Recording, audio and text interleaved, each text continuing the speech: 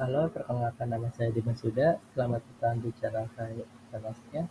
Pada video pertama ini, saya akan membahas tentang spektrofluoresensi, mulai dari sejarah, prinsip dasar, komponen-komponennya, skema kerja, serta kekurangan dan kelebihan. So, enjoy the video. Jadi, spektrometri fluoresensi adalah metode analisis yang mengukur intensitas cahaya yang dipancarkan oleh suatu sampel setelah disinari dengan cahaya tertentu. Digunakan untuk identifikasi dan kuantifikasi dari senyawa yang berfluoresensi. Prinsip kerjanya berdasarkan pada penyerapan energi cahaya oleh molekul sampel yang kemudian memancarkan kembali cahaya dengan panjang gelombang lebih panjang. Kemudian ada sejarah spektrometri fluoresensi. Pertamanya ditemukan oleh Sergi, yaitu adalah prinsip fluoresensi itu sendiri pada tahun 1852. Jadi Stokes menemukan bahwa sinar ultraviolet dapat menyebabkan beberapa zat memancarkan cahaya dengan zat panjang gelombang yang lebih panjang. Fenomena ini yang dikenal sebagai fluoresensi sekarang. Terus instrumen fotometri fluoresensi pertama kali kan dikembangkan dan dipasarkan oleh Robert L. Bowman pada tahun 1950-an. Ia merancang fluorometer komersial pada pertama yang kemudian digunakan secara luas di dalam bidang kimia analitik dan biokimia. Berikut adalah fotonya.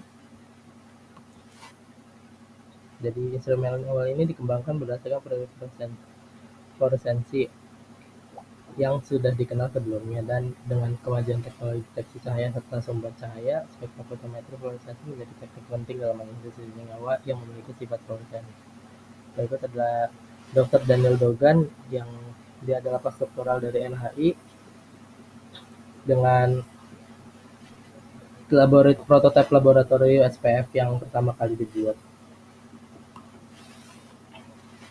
Untuk prinsip dasarnya adalah eksitasi, yaitu adalah molekul sampel menyerap foton dari sumber cahaya yang menyebabkan elektronnya tereksitasi ke tingkat energi yang lebih tinggi, atau enggak singlet excited state. Nah, terus untuk selanjutnya ada relaksasi non-radiatif. Sebagian energi hilang sebagai panas, jadi internal conversion atau vibrational relaxation. Terus ada yang ketiga adalah emisi fluoresensi. Elektron kembali ke dalam keadaan dasar dengan memancarkan foton berenergi lebih rendah. Jadi panjang gelombangnya jauh lebih panjang. Untuk komponen skema kerjanya seperti ini. Karena kita akan menggunakan lampu dari Xe, dari xenon, jadi dia akan tereksidasi.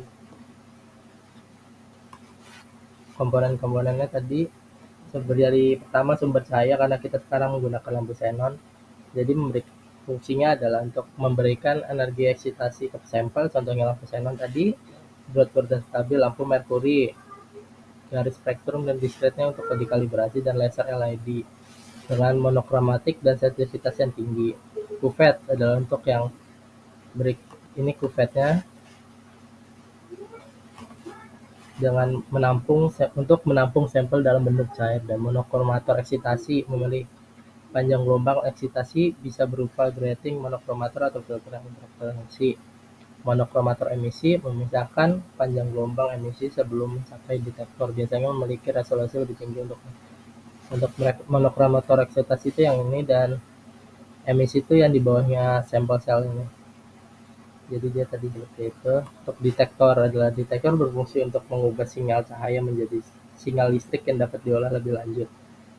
Berupa jenis detektor yang umum digunakan adalah photomultiplier tube atau PMT dan diode array detection atau DAD. Untuk skema kerjanya adalah jadi sampel dieksitasikan dulu sumber cahaya, menghasilkan sinar tertentu dan panjang gelombang tertentu.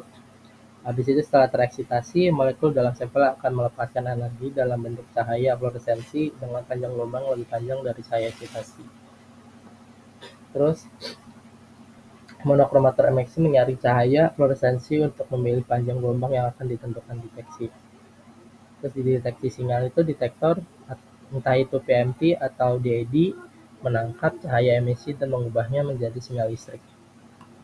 Untuk pengolahan datanya, sinyal listrik dikonversi menjadi spektrum fluoresensi oleh sistem komputer. Nah, berikut adalah kayak analisis Proses analisis data spektrometer pada fluoresensi.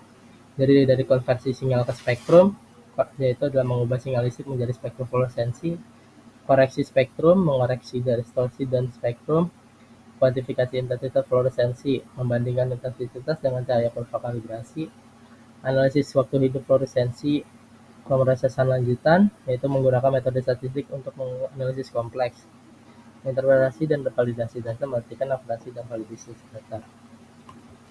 Untuk persamaan yang digunakan dalam pemrosesan data tersebut itu adalah jadi I F sama dengan P PF kali I 0 kali epsilon kali C kali L, di mana IF adalah intensitas fluoresensi yang terukur, atau PF quantum yield fluoresensi atau efisiensi emisi, yaitu di antara 0 sampai 1. Intensitas cahaya eksitasi adalah I 0-nya, dan epsilon adalah koefisien eksitasi molar, C adalah konsentrasi sampel, dan L adalah panjang jalur optik Couperin.